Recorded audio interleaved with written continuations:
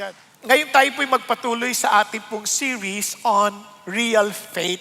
Kasi po, ito po'y napakahalagang aralin dahil ito'y nagtuturo sa atin paano mabuhay na may katalinuhan ayon po sa aklat ni Santiago.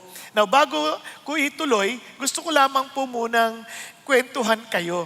Noong 1938 po, itong si Orson Welles ay nag-perform po ng isang radio dramatization ng War of the Worlds.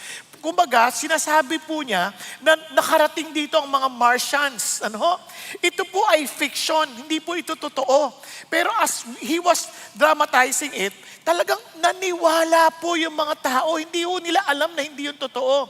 Kaya thousands panic, as in families, as in flee homes to escape. As in talagang takot na takot sila. Yung mga churches po, punong-puno ng mga tao. Yung mga police stations were overwhelmed. As in, naapektuhan sila nung sinasabi sa radyo. Wala itong sandata ha. Wala itong pagsabog ng anumang bagay. Ito ay simpleng mga salita na sinasabi lang sa mikropono. Ganon ho ang kapangyarihan ng pananalita. Kumbaga yung mga words ho natin. Now imagine we Christians being the salt and light of the world. Kung tayo po ay maka-impluwensya ng tama dahil lang sa ating mga pananalita, imaginein po ninyo anong klaseng bayan ang meron tayo. Alam nyo kung bakit ko nasasabi ito? Kasi po, itong bansang ito talagang punong-puno ng negatibong mga pananalita. Di ba? Bata pa lang tayo, pag tayo po ay binibiro-biro, tatanungin pa sinong kamukha mo, di ba? Tatay o nanay? Mga ganun, narinig niyo po yan, Pag sinabi, si tatay, kaya ka pala pangit ganyan. Diba? Agad-agad yun, nakadikit yung kapangitan, yung negatibong mga katangian. Kaya naman, yung epekto sa atin, parang lahat tayo trying hard na parang pagpaganda na magpaganda, na parang hindi tayo confident sa ating mga itsura. Diba? Naintindihan ko rin kasi yan, din naman ang tawag sa akin. Baluga, nog-nog, pangit. Sanay na ako nun. Pero, buti na lang merong Diyos na nagbago ng pananaw na nagsasabing, hindi ka pangit. Huwag kang maniwala sa kanila, sila yung mga sinungaling. Bakit? You are fearfully and wonderfully made. Amen? Na dahil doon, nagkaroon ka ng confidence. Isipin mo naman, paano ka naman sasagot sa eskwelahan kung tataas ka palang ng kamay? Pangit.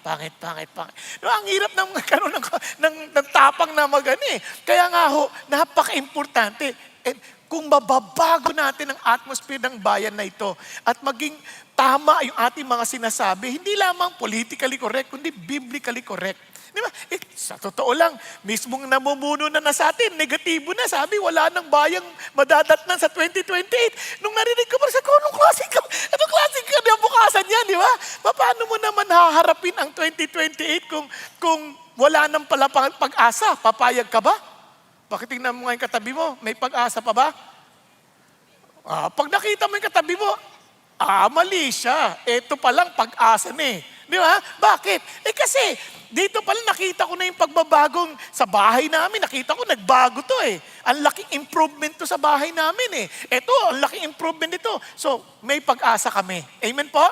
So, doon pa lang makikita natin kung gaano kahalaga mga bagay nito.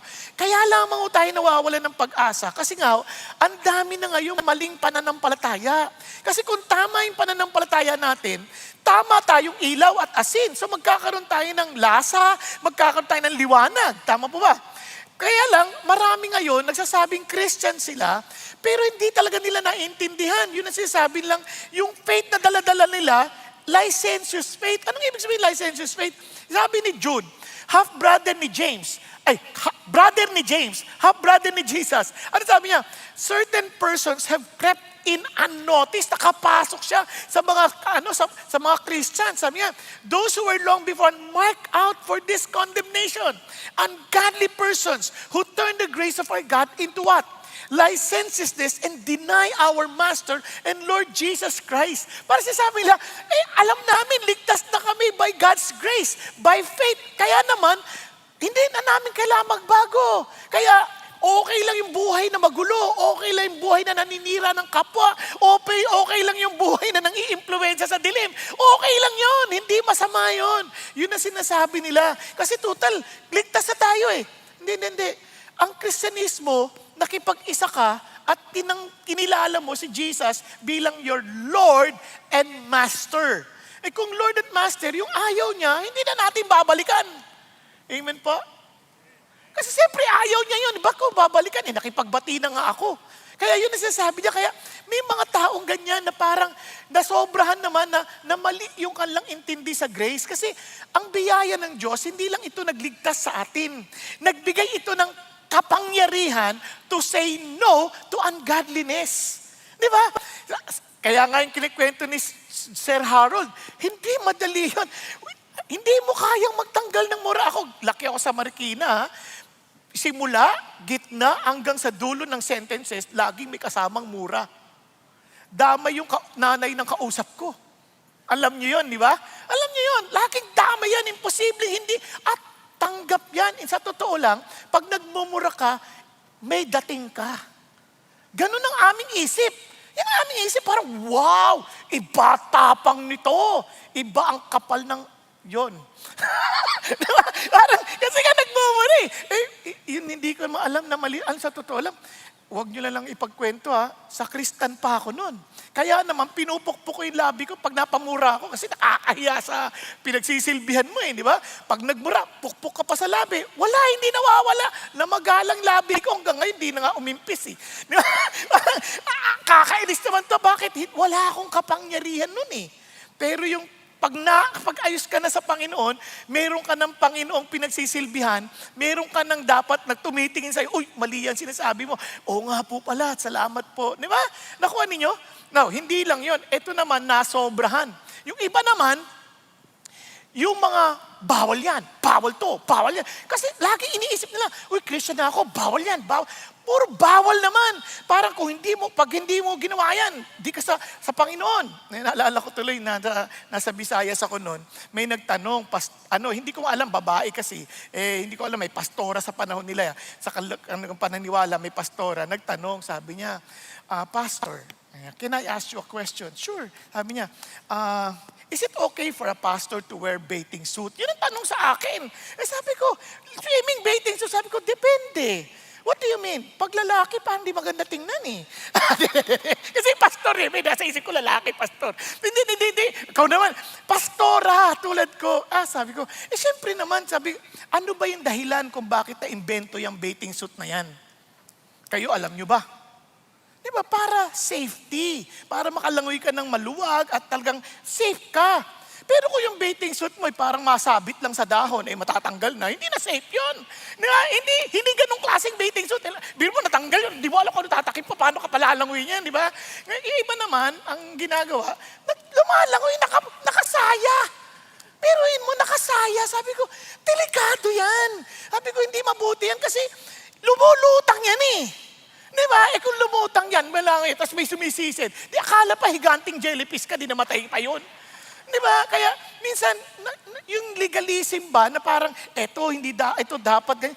Walang ganon kasi ang kaligtasan natin has nothing to do with our efforts. Kaya nga sabi ng Bible, nevertheless, knowing that a man is not justified. Hindi siya, yung word na justified dito, parang ano yan, yung sa legal term na napawalang sala, declared not guilty. Sabi niya, not justified by the works of the law. Hindi siya napawalang sala dahil sa pagsunod niya sa batas. Kunit sa pamamagitan ng pananampalataya kay Kristo Jesus. Kahit kami, sabi niya nga, kami, Hudyo na kami, we have the law. Even we have believed. Kami mismo, naniwala rin kami kay Jesus Christ para kami ay mapawalang sala by faith. Kay Kristo, hindi sa gawa sa pagsunod sa batas. Since by the works of the law, pakinggan niyo, dahil sa pagsunod sa batas, no flesh, walang tao na mapapawalan sala. Kaya sinasabi niya nandito, hindi yung mga bawal, kundi talaga bang yung pananampalataya mo, naintindihan mo, biyaya ng Diyos na ligtas ako. Kaya out of that gratitude, in love ka kay Lord, to follow what He wants. Naintindihan po natin? Kaya naman, tinuloy pa, iba naman, yung pananampalataya, lalong patay. Yun ang idea nung last week, di ba? Sabi nga, even so faith, it has no work, is dead, by being by itself, as in patay. Ngayon, wala kang aasahan pag patay yung pananampalataya. Parang ganito. Tayo po, by nature, as tao, pag nag-mature tayo, lalakad tayo with our 2 feet. Tama ba? Tama? Nakakita ba kayo ng mga kaedad ko na ang lakad paganyan? Di ba? Hindi, di ba? Hindi maayos. Now, nung pinanganak tayo, halimbawa, baby, patay. Can you expect that na maglalakad ng with 2 feet? Obviously, hindi. Patay nga Tama?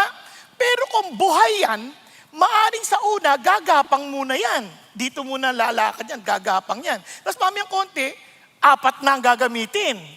Tapos hanggang sa 2 na, pero patumba-tumba pa. Tapos biglang, makakalakad na ng diretso. Kahit na matanda na, nadadapa pa din. Ang punto lang, progression, naaayos. Hanggang sa dumating siya sa kadapat niyang kalagyan. Ganon din ang Christian life. Hindi naman, wala namang pinanganak siguro dito na pagkalabas pa lang sa tiyan ng nanay, naglalakad na ng diretso, no? Meron mang ganyan? Wala, di ba? Kaya ganon din sa Christian life. Kaya minsan, alam mo na Christian ka kasi mula sa paggapang, tatayo ka isang araw Kasi buhay yung faith. Yun ang nature ng faith. And ang ganda nito, yung faith hindi natin inimbento. This faith is authored by Jesus Himself. And He alone can perfect it.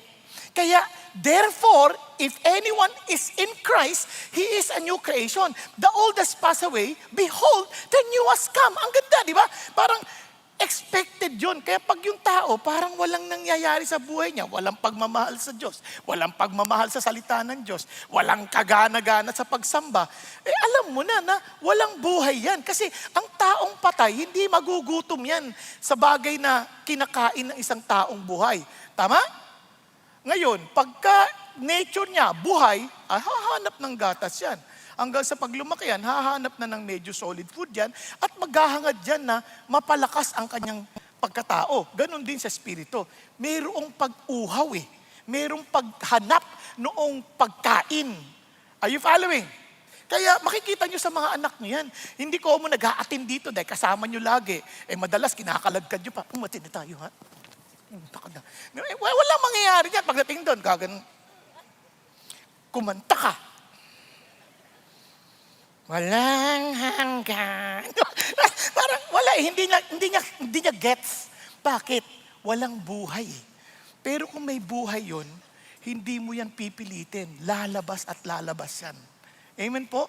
Hindi mo nga babantayan Hahanapin at hahanapin niya yung magpapabuhay palalo sa kanya. Kaya yun ang nangyayari. Kaya nga minsan, tuloy, yung buhay, hiwalay na hiwalay. They profess to know God. Sinasabi nila, kilala nila si God. Pero yung kilos nila, tinatanggi si Jesus. Tinatanggi si God. Being detestable and disobedient and worthless for any good deeds. Bakit worthless? Patay Walang gana, walang saysay, wala yung, walang kabuhay-buhay. Wala nang gamit. Yun. Kaya nga, sabi ni Jesus, gusto nyo malalaman nyo sa bunga. Siyempre, pag ang puno, kung si Jesus ang puno, at ang Diyos ang hardinero, tayo ay nakakabit lang, sigurado magbubunga yan, sabi ng Panginoon. Pero again, as I've said, yung bunga hindi naman agad hinog Pero magbubunga. Pero pag walang bunga, akala lang natin nakakabit tayo, hindi pala. Yun ang malungkot. Kaya sabi ni Lord, kaya sa huling araw, makikita mo yan. Sasabihin na, Lord, parang close ba? Kasi pag inuulit, close yan Habing ganon, will enter the kingdom. But he who does the will of my Father, who is in heaven, will enter. Kaya napakahalaga sa atin na yung ating eternity na na-experience, ay meron pong closeness sa Diyos. Yung dito, yung na-experience mo si God. Kaya kahit sabihin mong godly ka, hindi mo naman na-experience si God sa pang-araw-araw mong buhay, kalimutan mo na yung langit. Hindi yan totoo. Kasi dapat totoo siya sa atin sa pang-araw-araw. Kaya every day of our lives, we make decisions. And in our decision, are we deciding on the side of our faith in God or not. Kaya nga, I've been crucified with Christ. It is no longer I who live, but Christ who lives in me. And the life I now live in the flesh, look at the words, I live by faith in the Son of God who loves me and gave Himself for me. Kaya nga minsan, Lord, Valentine's na, wala pa ako ka-Valentine's. Ito, may nanliligaw, basta mainit at saka buhay. Pwede na ito. Huwag ganon, kasi ang sabi ng Lord, hindi ganon eh. Huwag kang sumama sa hindi nananampalataya sa akin. Lord, wala naman nanliligaw na nananampalataya sa iyo eh. Ngayon tanong, will you trust the Lord or not? Kasi pag nag-trust ka sa Lord, parang walang nanliligaw. Ito lang ang masasabi sa iyo, better to be alone than to bring the devil along. Okay ba tayo? Yun yung faith. Naunawaan po. Kaya yun ang side mo. May mga temptation sa buhay. But mamimili ka, Lord, will I trust you or will I trust my own self? Kung kayo yung Lord ko, then I will trust you. Bakit?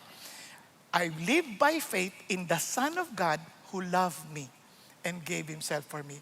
He will not tell me to do something na isa kasisira ako kasi mahal niya ako. Okay tayo? Hello? Parang malungkot kayo. Sige, tuloy na tayo ngayon. Now, yan naman ay introduction pa lang. Di ba? Sorry. Kaya yung Book of James, yun ang sinasabi. Yung real faith, talagang may nagtatagumpay. Kaya kata nyo, si General, ang hirap ng buhay niya, talagang yung pagsubok, biro nyo, army na siya, naging Navy pa.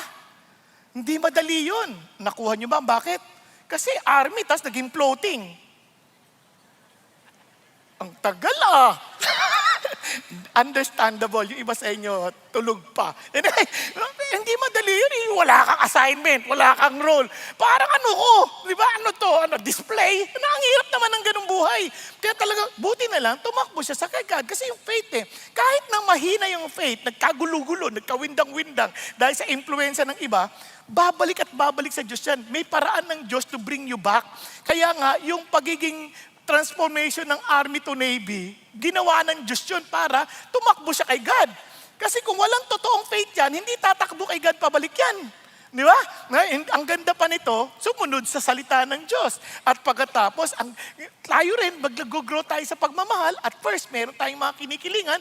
Pero as we grow in our faith, wala nang favoritism, wala nang prejudice, hindi na tayo tumitingin sa panlabas, di ba? Kasi nag-grow na tayo tapos nakikita natin yung bunga, yung may side na tumusunod tayo dahil sa pananampalataya.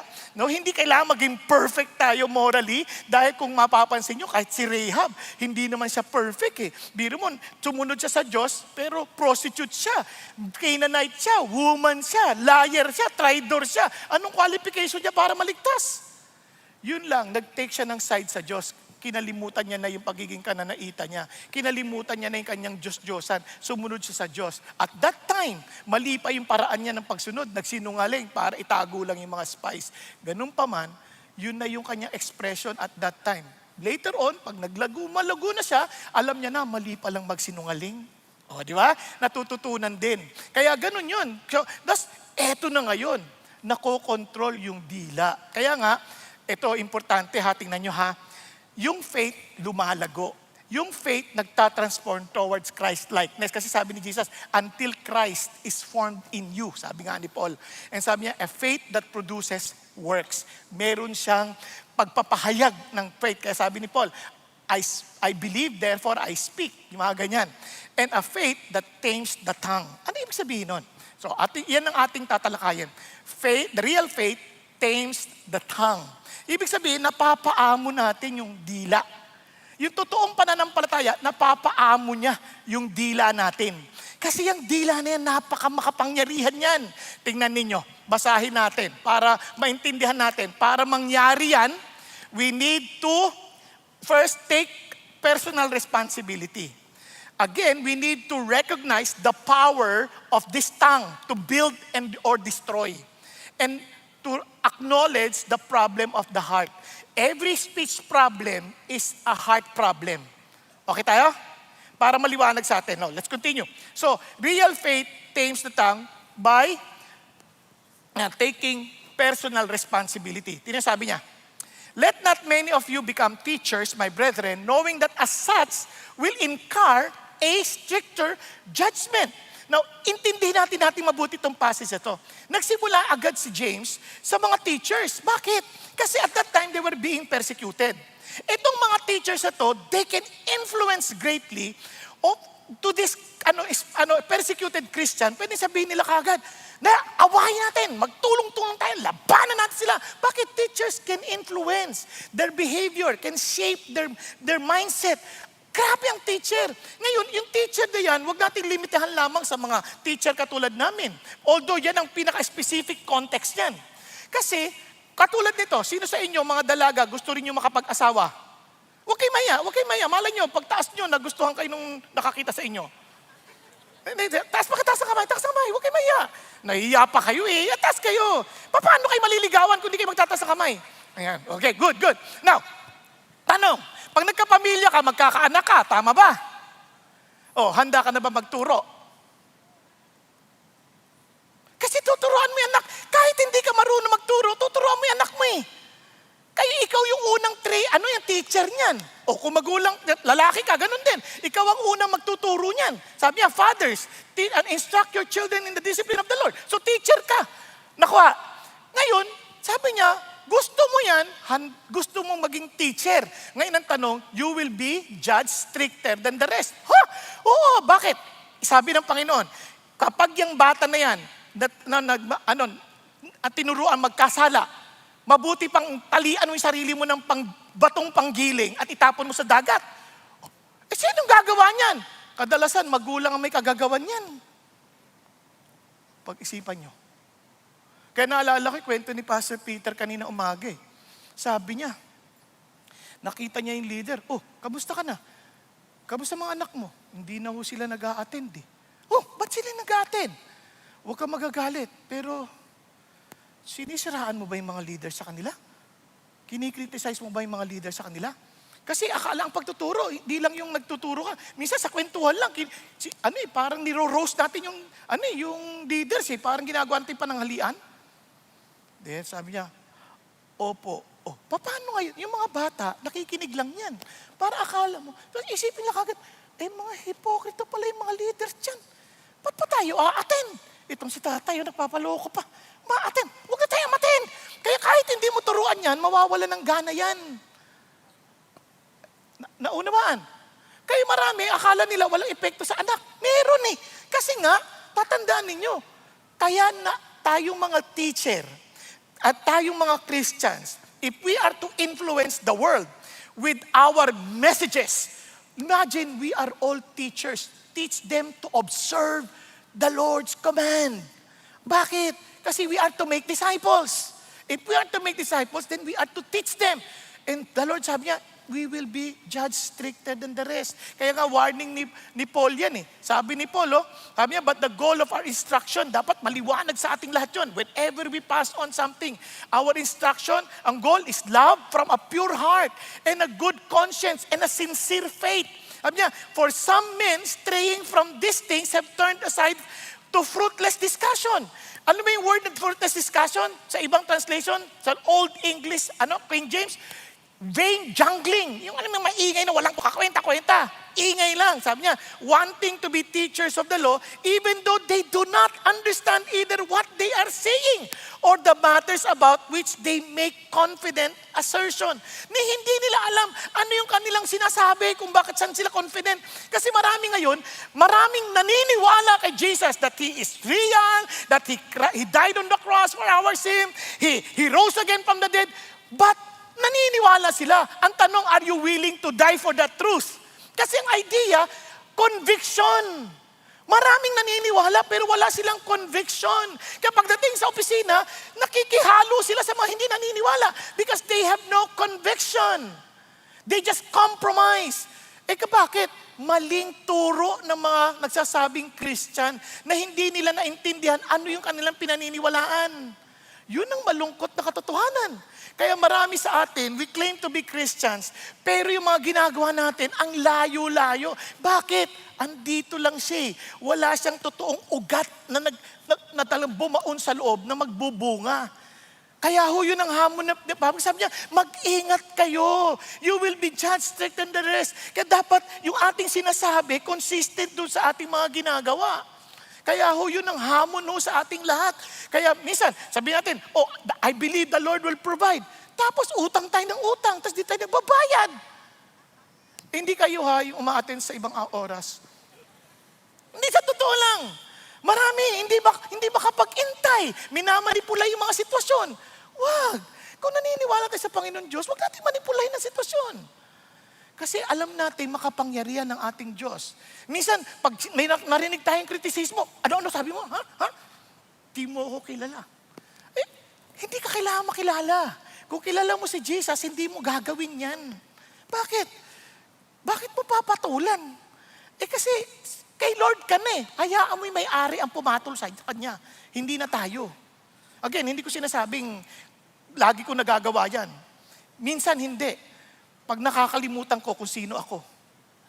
Nakuha ninyo? Kaya nga ang sabi ni Pablo, ni Santiago, for we all stumble in many ways. Walang exempted. Maging siya, inamin niya, we all stumble in many ways. Kaya naman, we need to be aware. We need to be conscious about this reality. If anyone does not stumble in what he says, pananalita pa lang. Sabi niya, he is perfect man. Ibig sabihin, he's a mature man. He is a man who truly understands who he is. And sabi niya, able to bridle the whole body as well. Kaya niya nang kontrolin lahat. Kaya nga ho, ang kapangyarihan ng dila, grabe. Talagang isipin ninyo ha. Sabi niya, talagang kapag yan na-control mo, panalo ka na, matured ka na. Kaya dun pa lang, pinapaalala sa atin, if we want to grow, as in if we know we're alive in the faith and we're growing, one of the tests is to see how we are growing in our speech. Paano tayo lumalago sa ating pananalita? Okay pa tayo? Pakisabi sa katabi mo, okay ka pa ba dyan? Magsalita ka naman. Yun ang challenge eh. Yun ang challenge sa atin. Kaya nga ho, napaka-importante yan. Speech is the most complex area to discipline. Kaya lang, kapag ito na disiplina, wow, panalo tayo. Maraming kapahamakan sa buhay dahil sa mga mali nating nasabi. At marami rin tayong minsang biyaya sa buhay dahil sa mga tama nating sinabi. Okay ba yan? Kaya napaka-importante nun. Kaya tingnan nyo, saan ba tayo madalas na Istanbul? Tingnan nyo lahat. Check natin yung heart natin. Heart. No, saan tayo madalas sa Istanbul? Pag heart-filled speech. Di ba? Pag nasaktan tayo, speaking out of pain or hurt. Di ba? Nasaktan tayo, minsan nagsasalta tayo pabalik, hindi na natin pinag-iisipan ano epekto. Kasi hurt people. Pag sinabi, pangit ka, mas pangit ka! Parang out of the anger and pain, sumasagot ka kagad, di ba? Nung baho mo, mas mabaho ka! Parang hindi ka papayag na hindi ka makagante. Yun, kaya alam mo, mali yun. Dapat, na-Istanbul tayo kasi gumaganti tayo. Dapat, relax ka lang. Pag sabi niya, pangit ka. Lord, thank you. Mas totoo ka, hindi siya ang totoo. Di ba? Yung sinabi mo sa akin na maganda ako, yun ang aking panghahawakan. Nakuha natin? Ngayon, hindi lang yun. Kaya nga, wounded heart often wields a sharp tongue. Ito pa, sabi niya, exaggeration. We tend to stretch the truth. Minsan ine-exaggerate natin, pinagaganda natin to make us look better. Tapos iba naman, pinapababa natin para sinasadya natin mas malala pa yung sitwasyon ng iba para for them to look worst. Di ba? Ayaw din ng Diyos yan kasi lying yan eh. Di ba? Kunyari, grabe yung sakit ng ulo ko para maawa yung tao. Talagang umaabot hanggang likod. Pero dahil lang sa pimples yun. Di ba? Parang grabe, di ba? Exaggerated naman to. Parang wag na, hindi mo kailangan magpakaawa. Di ba? Ngayon, ito pa, hindi lang yun. Minsan, out of angry words. Dahil galit ka, nakakapagsalita tayo ng mga salitang pagsisisihan natin pagkatapos. Pag kumalma na yung ating damdamin. Na-experience yun na yan? Kaya gusto ko yung advice si Pastor Peter. Pagkagalit ka, huwag ka munang magsalita. Ganyan ka daw muna, ganyan. Sama-sama kayo, ganyan. Ganyan kayo, ganyan. Sabi niya, pag galit ka, inis na inis ka na. Gusto mo na magsalita. Ganyan ka muna, tapos bilang, lagay mo dito. Di ba? Pigilan, wag yung asawa mo, ang ganyanin mo. Di ba? Sarili mo. Kasi ikaw yung galit eh. Di ba? Hindi yung galit ka, ginano mo yung asawa mo. Wag ko ganun. Di ba? Ganyan muna. Bakit? Kasi, hayaan mo muna, magkumalma muna yung damdamin mo bago ka magsalta para wag nagsalta ka, may sense na. Di ba? Alam nyo, hindi nyo mapipigilan ng ibang tao sa kanilang pagsasalita. Yung tinanong nga ako ng anak ko kanina, ay kahapon ata yun, Papa, paano naman mapantiling nagtatawanan kay lagi ni Mama? Sabi ko, ay, hindi ko naman pinapansin lahat na sinasabi niya eh. Kapag yung sinasabi niya medyo masakit at minsan hindi naman niya alam na masakit yun, dahil nakasanayan ng kwentuhan, hindi ko na masyadong dinidibdib kasi alam ko namang hindi yun ang kanyang ibig sabihin. Sa tagal na namin mag-asawa, alam ko yung totoo niyang damdamin na sobrang mahal na mahal niya ako, kaya tinuturoan niya ako sa lahat ng bagay. Kaya parang minsan, pag dinibdib ko, nagmumukha akong walang alam sa buhay. Pero, ang alam ko lang, mahal niya ako. That's it. She wants me to be perfect. O, di ba? Okay ba yun? O, hindi ko na didibdibin yun. Okay na yun. Kaya, pag talagang malapit na, kailangan, di ba? Kaya, you pause, you pray, resist the temptation, and ask the Holy Spirit. Di ba? Yun ang sinasabi ng Lord. Kaya yung angry words, talagang kailangan, kontrolado ka. Tama? Nakuha natin? Kasi na-stumble tayo dyan. At trust me, i-stumble din ako dyan, lalo na pag nagda-drive ako. Di ba? Galit ka, kinat ka. Parang gusto mo maging Incredible Hulk. Pero, papaalalahanan ka ng Lord. Sige ka. Pag iniwan kita dyan, patatamaan kita ng bala ng baril. Oo nga, Lord, di na. Ma-road rage ka dyan, ma-YouTube ka, Pastor Bong, nakipag-away. Pumupuro pang ganyan, di ba? O, diyari ka na, tapos na yung message mo, di ba? Kaya, paalalahanan ka ni Lord. Now, relational sins, ito matindi tayo dito. Minsan, di natin napapansin, no? Diba? Kasi Christian na tayo eh. Alam niyo yung gossip, nagsaskikwento tayo ng totoo, pero hindi kailangan ikwento. Dahil para lang nasira yung ibang tao, parang yung motivation natin, makakasakit, makaganti. Huwag ganun. Kasi nangyayari yan. Sa Christian, hindi naman tayo chismose. Mahilig lang tayo humingi ng prayer request. Uy, pag-pray mo yung kapitbahay namin, nag-away sila. Grabe. No, hindi sila nag-date ng Valentine's. Grabe. Pag-pray natin. No, di ba? Minsan, may pa-pray ka pa. Sini-chase mo naman. Uy, alam mo si kapatid, kaya wala siya nung nakaraang linggo sa D-group. Huwag na pag-pray natin, ha? Ang sama nung ginawa niya. O, di ba? Kahit totoo, bakit mo kinikwento? Hindi naman siya matutulungan. Ba't hindi na lang sa kanya mo sabihin para matulungan siya? Tama? Huwag na yung iba naman, mas malala, slander talaga, walang katotohanan, nagkikwento ng kung ano-ano para lang masira yung tao. At yung iba, tinatriangulate. Ano yung triangulate? Ibig sabihin, siya yung may problema, dapat sa kanya ko sabihin. Ang ginagawa ko, sasabihin ko sa iba. At sabi niya, ikaw nang bahala kung masasabi mo sa kanya. Hindi, ayaw ng Diyos yun. Sabi niya, when you caught a brother in sin, sabi niya, when you caught him sinning, anong gagawin mo? Talk to the brother privately. Di ba? Minsan nag-uusap na kayo privately, ikikwento pa rin. Nag-usap na kayo. Okay, tapos ikikwento, alam mo, nagkwento kami, inamin niya, loko talaga yan eh. Di ba? Bakit mo kailangan sabihin? Tapos na nga yun. Di ba? Bakit kailangan mo pa ikwento? Ayaw ni God yun. Kaya sabi ng Lord, gossip, parang separates intimate friends. Ayaw ni God yan. Kaya, yung iba naman, panguy-nguy-nguy-nguy, whisper. Nagagawa natin yan eh, pag hindi tayo nag-iingat. And of course, yung mga toxic talk, yung parang, lagi na lang negatibo nakikita. Kunyari, nagpipreach, ay, inulit na naman niya. Mga ganon. Reklamo. Iba, grabe naman upuan sa CCF, nakakaantok.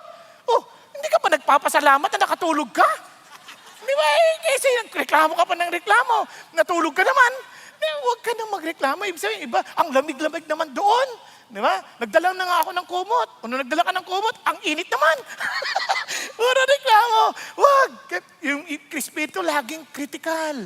Lagi nakikita yung mali. Mali yung grammar. Mali yung text. Mali yung ano. Ba't hindi mo kunin yung message? Hindi ko ini-excuse yung sarili ko mga pagkakamali, ha? Bihira naman. Nooks! Pero what I'm saying is, walang perfect. Nagkakamali. Pero ang tanong, were we able to hear the message? Kaya nga yung words natin minsan, hindi tayo nag-iingat. Para yung mama sa grocery, may sabi ganun, kuya, meron ba kayong kalahati ng repolyo? Kalahati ng repolyo. Sandali lang ho. Lakad. Hindi niya alam, sumunod.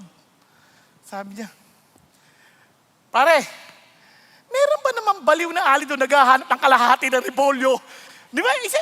Sinasabi niya. Tapos, hindi niya alam, sumunod. Nako. Tapos sabi niya, sinisenya niya, nasa likod. Pagtingin niya, ay, nako, buti na lang nandito yung ali, nakukuha ng isa pang kalahati. Nako, pero, minsan hindi tayo nag-iingat eh. Na, makakasira na sa ating pagkatao dahil nga sa mga maling salita. Again, nahuhulog tayo sa ganyan. Kaya we better check our heart. Naunawaan po? Kasi tandaan ninyo, what fills the heart eventually leaks through the mouth. No? Kaya lagi natin pinakakain, talking with negative people, talking with complaining people, minsan kakapasok, na ilalabas din yan sa labi. Kaya ingat tayo. At tandaan natin, if we are to assume responsibility, I tell you that every careless words that people speak, yung mga hindi lang maingat na sinabi, they shall give an accounting for it in the day of judgment. One day, we will all face the Lord. Lord, comment lang naman yun. Wala naman yun. Anak, hindi issue yun. Careless word eh. Lord, hindi ko naman dinidibdib yun eh. Huwag kang mag-alala. Nadibdiban na kita ngayon. Kasi bakit? Careless word eh. For by your words, you will be what? Justified. And by your words, you will be condemned. Kaya ang prayer natin, every day, if we want our tongue talagang to be submitted to God so that we would avoid stumbling and we would grow immature, sabi natin, Lord, guard my ways that I may not sin with my tongue. Every day, Lord. Tulungan mo kami that we will not sin. And I will guard my mouth. Ako rin, personally, I will take this personal responsibility to guard my mouth as with a muscle while the wicked are in my presence. And Lord, set a guard, O Lord, over my mouth. Keep watch over the door of my lips. Di ba? At kung meron tayong pagpapraktisan, itong sabi ng Lord, let no unwholesome word proceed. Ano yung unwholesome? Walang bulok. Yung kabulukang lalabas sa iyong mga labi.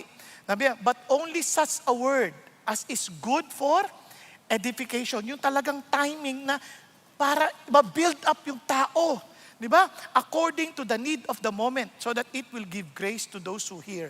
Yung bang mabibigyan po ng, yung pangangailangan niya at that moment para po siya'y umangat, maitaguyod. Naalala ko tuloy si Thomas Alva Edison, umuwi, dala-dala yung liham ng teacher, binigay sa nanay. Sabi, binasa ng nanay, ito nakasulat ha, your son is too stupid to learn. Sobrang bobo ng anak mo, hindi yan matututo. Ngayon, sabi niya, Mami, anong sabi? Siyempre, what did my teacher say? So sabi nung mami niya, you are a genius. And school cannot teach you, so I will teach you. Kaya, siya na lang nagturo. Hindi niya binasa yung totoong Sinabi niya na sobrang talino mo, hindi nila kayang turuan, kaya ako na magtuturo sa'yo. Kaya ito, naging ganap na inventor na itong si Thomas Alva Edison. Alam nyo, nung nakita niya yung totoong liham, napaluha siya. Kung yun ang binasa ng nanay niya, wala na siyang kinabukasan. But because of the mom, nung araw na namatay si Thomas Alva Edison, nagpatay ang buong Amerika ng ilaw. And I believe, even his teacher, nagpatay din ng ilaw in honor of Thomas Alva Edison. Kung hindi man yung teacher, yung mga kamag-anak, yung mga anak, kung sakaling yung teacher ay patay ng nauna kaysa sa ilaw. Nakuha ninyo? Bakit? Kasi yung nagbe-build up yung character. Kaya ang tanong sa atin, paano tayo nagsasalta pag pagod tayo? Pag nakikriticize tayo?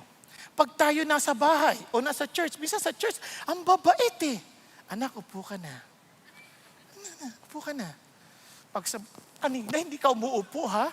Ang tigas ang ulo mo, ha? Anong gusto mo? Minsan, wala eh. Wag ganon. Paano tayo magsalta? Walang nai-impress. So ang pangalawang bagay is recognize the power to build or destroy. Kasi ang talaga sobrang powerful ng dila. Would you believe? Yung dila na yan, pag nagpunta ka sa doktor, tine-check nila yung dila. Bakit? Anong kinalaman yan? Ako hindi ko naintindihan. Yung pala, nakikita nila yung kalalagayan ng kalooban mo sa dila pa lang. Pati yung posture daw naapektuhan ng dila. Ayon sa pag-aaral sa medical science, sabi niya, pati posture mo naapektuhan ng dila. Ganun ka pangyari sa liit niyan. Di ba naapektuhan ng buong pagkatao mo? Oo. And ito pa, kasabi ng Bible, sabi niya, now if we put bits into the horse's mouth so that they will obey us, will direct the entire body as well. Can you imagine a horse which is so strong and powerful, a bit small and unimpressive, na bridle, lalagay lang dito, tapos susunod na? Ang hirap at ang tigasata ng ulo ng kabayo. Pag hindi train yung kabayo, sakyan mo, di talon ng talon yan, hindi mo mapipigilan yan. Pero with that, yung beat na yan, wow, pag tatakbo yan, tug. Pag inatak mo yan, ang lupit. Sabi niya, yun lang. Napapahinto mo yung kabayo. Tapos pag pinakanan mo, wala siyang choice. Di ba? Pero, gagano na lang. Bakit? Kayang-kaya siyang kontrolin. Pero magkokontrol may hinete. It's either ikaw ang hinete o ang Diyos ang hinete. Nakuha natin? No, hindi lang yun. Isipin niyo pa ito. Look at the ships also, though they are so great and are driven by strong winds, are still directed by a very small rudder. Wherever the inclination of pilot desires. Paano sino magdidikta? Yung piloto. Ganun kapangyarihan yung... Isipin mo ha, kung halimbawa lang yung barko, yung aircraft carrier ng Amerika, yung USS Eisenhower, ang bigat niya, 91,000 tons. 1,100 feet in length. Talagang nagbubuhat yan ng nuclear-powered, as in 280,000 horsepower engine. A complement of 6,100 men and women and carries nearly 100 aircraft. Ang laki, it's like a city on the sea. Ang nagpapatakbo ng direksyon yan? 1% of the 10% of the whole ship. Pero yung 0.01, yung laki ng rudder na yun na nagdidireksyon. Ang liit lang, ganun kapakangyarihan ng ating mga dila. It can bring us to our maaring desired destiny or yung ating ayaw na kahihinatnan dahil lang sa dila. Grabe, nakakatakot ang dilang ito. At hindi lang yun. Sa liit niyan, sobrang magyabang. Grabe, yet it boasts of great things. Sobrang magyabang. Parang sobrang magsalita ng masasakit na parang minamaliit ang ibang tao para maiangat lang ang kanyang sarili. Kaya sabi ni James, para din niyang apoy na isang maliit na apoy na susunugin ang buong forest. Ganon ka-apekto. Ang apoy hindi naman masama yan eh. Kung kontrolado yan, it brings passion, fire. Pero kapag yan ay uncontrollable, sisira yan ng marami. Bahay, pamilya, ang daming sisirain yan. At yan ang gamit ng dila. Ang tanong, ganun bang ating ginagawa? Ilan na kaya ang buhay ang nasira dahil sa mali nating pinagsasabi? Can you imagine, mga taong siniraan natin, hindi na lang dila ngayon, pati fingers na eh. Nasa post, sinabi natin isang bagay na hindi tayo sigurado. Yung mga sinasalta natin ng mga rumors na hindi naman talaga nangyayari. And yet we spread it. Sinira natin yung buhay ng tao. Nakuha ninyo? Kawawa. Kaya galit ang Diyos. Ang totoo niyan, even that can bring us to hell. Napansin niyo ba yun? Ganun katindi, yes. Because death and life are in the power of the tongue. And those who love it will eat its fruit. Kung mahal mo yung dila mo, dalawa lang ang pasilbing bunga. Kamatayan o buhay. Ilang mga marriages nag-collapse overnight. Hindi naman overnight lang yan eh. Overtime. Dahil lang sa daily speeches natin. Tama ba? Ilan ng mga churches nagkahati-hati. Hindi issue ng theology. Issue lang ng mga kwentuhan na gawa-gawa ang kaisipan. Na sinasabi, ganyan si pastor, masama ugali niyan, ganto-ganto. Nawala man lang pagsisiyasat, ni hindi man lang pinakikinggan ang mga parte-parte. Naalala ko nung nabalitaan ng kuya ko yung nangyari sa akin sa dating ministry. At sabi ko sa kanya, ano ba talaga nangyari? Kuya, kung magsasalita ako sa iyo, wala yung side nila, magiging unfair ako sa iyo. Kasi lugi sila, hindi sila makakapagsalita. Kung nagsasalta naman sila sa'yo na hindi mo narinig yung side ko, lugi din naman ako. Kaya wag mo nang alamin. At kung sakaling marinig mo kami pareho, maninimbang ka pa rin sa ating relasyon bilang magkapatid. Kaya kung maaari, sa Diyos mo na lang pagtiwala. Total, ang kinabukasan ko, wala sa kamay ng mga nagsasalta, nasa kamay ng Diyos na totoong salita. Amen? Kaya yun ang importante natin. Kasi our tongue may be small, but it stirs our lives. It is a fire, it's a poison, it's a corruption, and hell itself. Kaya nga, gusto ko yung sinabi ni Pastor Peter, which I learned a lot from CCF. Sabi niya, we never think negatively, talk negatively against anyone. Kapag kami lang, pati pa nga anak namin, sabi niya. Kaya sabi ko, hindi ako ganun. Mahilig ako magkwento sa ibang tao ng buhay ng iba. Pero dahil sa natutunan ko yun, talagang inapaalala ko sarili ko, gusto mo bang ganyan ang gawin sa'yo? Siyempre, ayaw ko. And I praise God. Kaya I thank the Lord for CCF, for our pastor, that he exemplifies how to control the tongue. Naunawaan? Importante ho yan. Isapin nyo, kung tayong lahat ganyan, naku, ma-influensya ng mga Pilipino. Magkikwento, alam mo ba si Pangulong Marcos, ganito siya. Nandun ka ba sa Malacanang? Wala. Saan mo narinig yan? Kwento lang ng wag na nating gawin yan. Sa halip na siraan natin yung leader natin, tulungan na lang natin para maayos yung bansa natin. Okay tayo? Kasi kampi ako, kahit kampi ka dyan, basta ang isipin mo, ano yung makatutulong, hindi makasisira. O isipin mo kung yung Christian ang nauuna dyan, bilang asin at ilaw ng sanlibutan. Ang ganda ng Pilipinas. At isipin mo, yung mga anak natin, excited mag-aral. Dahil anak, alam mo, matalino ka. Dahil ang Diyos ang source ng katilinuhan. Mag-aral ka mabuti. Tumulong ka sa bayan. Magugulat ka. Iba'y epekto sa mga anak natin. Nagiging maayos sila. Ako pasalamat ako sa anak ko, nape-pressure siya sa opisina. Talagang hirap na hirap siya. Gusto niya na mag-resign. Pero dahil nakiusap siya sa Diyos at ang Diyos nagturo sa kanya, hindi siya nag-resign. Ngayon, na-promote na siya. O, di ba? Minsan, give up na eh. Ano sinasabi ng mga magulang? Hirap na hirap na ako sa school. Mag-resign ka na! Hirap ng trabaho namin. Ba't kasi naman natili dyan? Mga bruho rin mga yan. Huwag ganun. Di ba? Tulungan natin sila.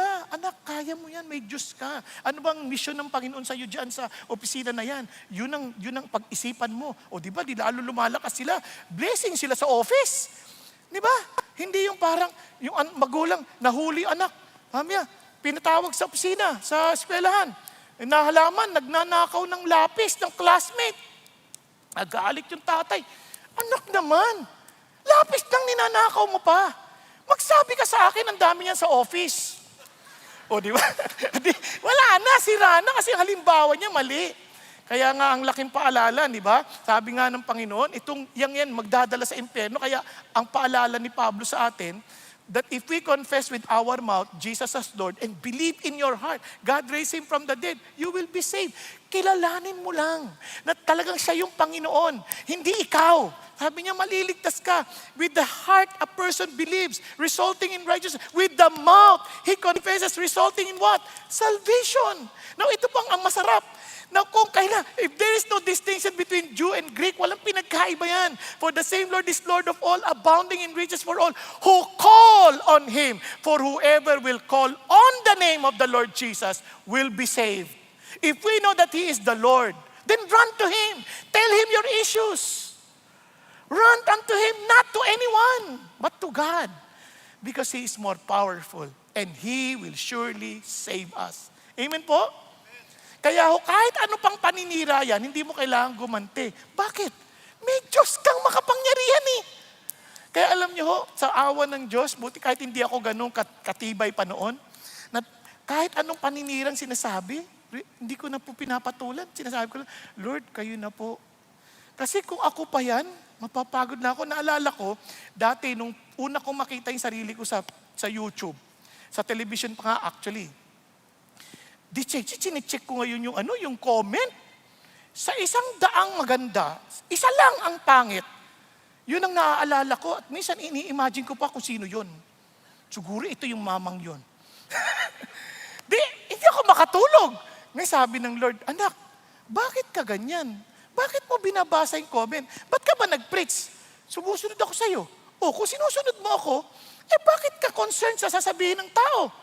Maging concerned ka sa sasabihin ko sa'yo. Kahit purihin ka ng lahat ng tao, kung hindi ka okay sa akin, useless yung papuri nila.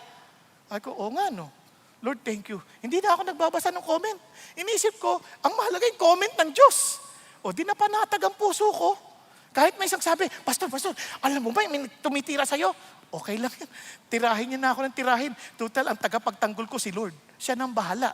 Alam niya, mas kilala niya ako. Alam niya kung anong tama. Kahit na itago ko sa inyo kalokohan ko, hindi makakatago kay God. Amen? Kaya, relax ka lang. Pakisabi sa katabi mo, relax ka lang. Kaya bakit? Kasi if you call upon Him, He alone can save. Amen po? Now, finally, yes, hallelujah. We need to acknowledge the problem of the heart. What does it mean? Tingnan nyo ha.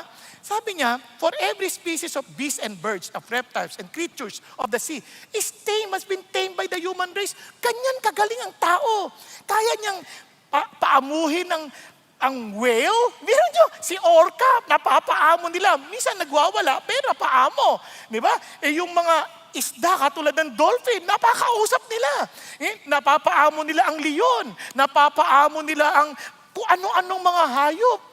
Pero sabi niya, ganun pa man, gusto ko maintindihan ninyo, sa kabila ng galing ng tao, isang bagay hindi nyo kaya. Sabi ng ganun, no one, as in no one, including me, sabi ni James, no one can tame the tongue. Walang makakapagpaamo sa dila. Sabi niya, it is a restless evil and full of deadly poison. Grabe ang kanyang description. Punong-puno ng lason. Kasi minsan kahit anong ganda na sinasabi mo, yung motibo, kunyari lang si Absalom, sinisiraan niya yung tatay niya sa kanyang pananalita para makuha niya yung puso ng mga tao.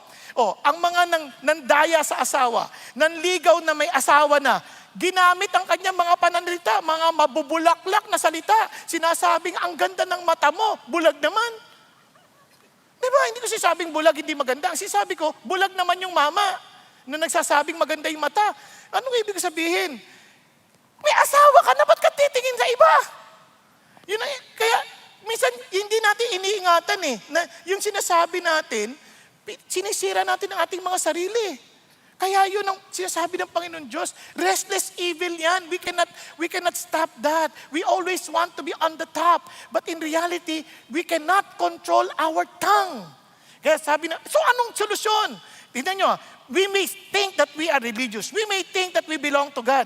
I-test mo nga. Will it bless our Lord and Father? Doon, nagwa-worship ako kay God. And yet, we curse men who have been made in the likeness of God. Tingnan nyo yung kasinungalingan ng tao. Nagkala natin, okay, God. Praise the Lord, praise the Lord. Mamaya konti, pagtingin sa katabi, hindi naman ito, patas-tas ng kamay, ang baho-baho naman. May putok. Di ba? Created in the likeness of God, ba't minumura? O kaya paglabas pa lang, kung akala mo, sino to? Yung damit niya, grabe. Bakit mo inaalipusta? Minsan sabay lumalabas, nagpuri ka sa Panginoon, pero nang-insulto ka ng kapwa. Hindi pwedeng ganoon. No, isa pa, dinam niya, from the same mouth comes both blessing and cursing.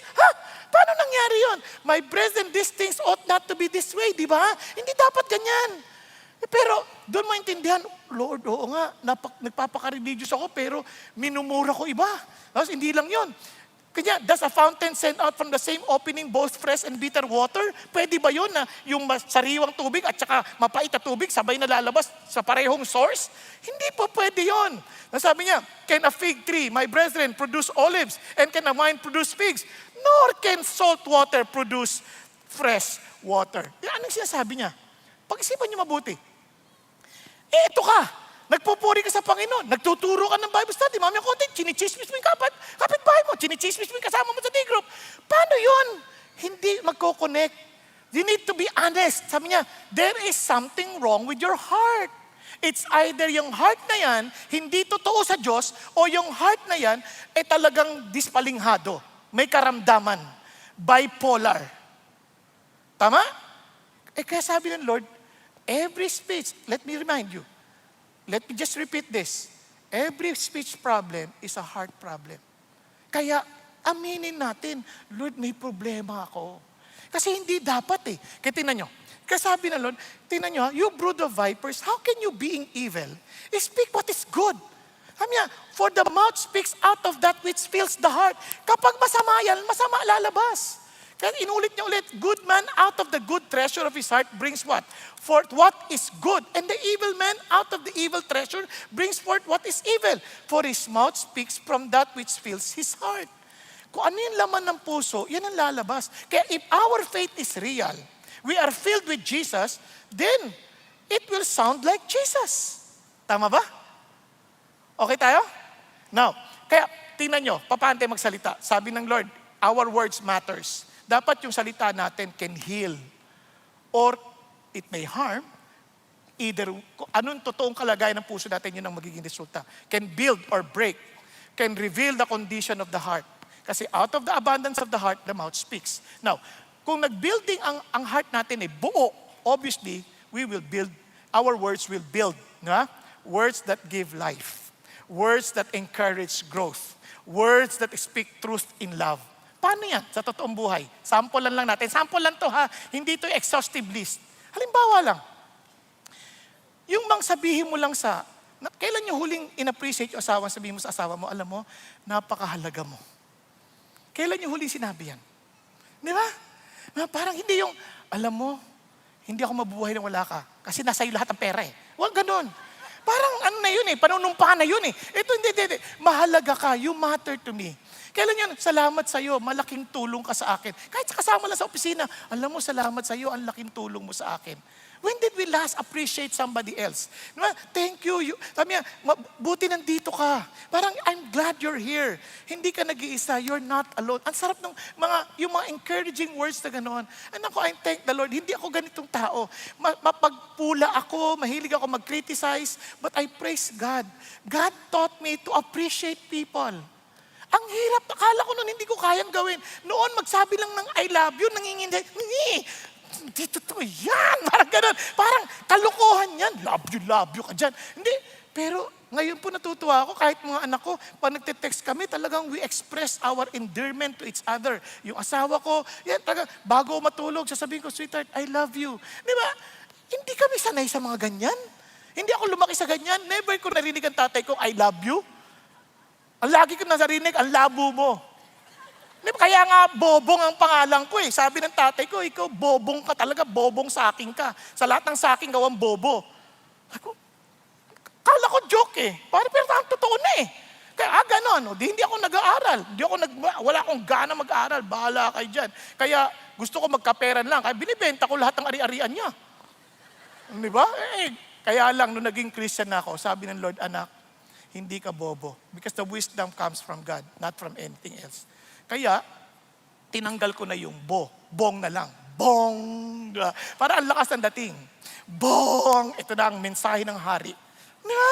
Iba na Kaya si God can transform. Kaya nga sabi ng uncle ko itong tatay nyo, saan ko, naglalans kami kasama yung mga anak ko, itong tatay nyo, bobo to Pero ngayon hindi ko alam saan niya nakukuha yung kanyang pinagsasabi. Pati ako nakikinig sa kanya. Ayun, sabi ko, noong una, bunti ko nang hindi bayaran yung pagkain What I'm saying is this, God changes our words because He changes our hearts. Amen?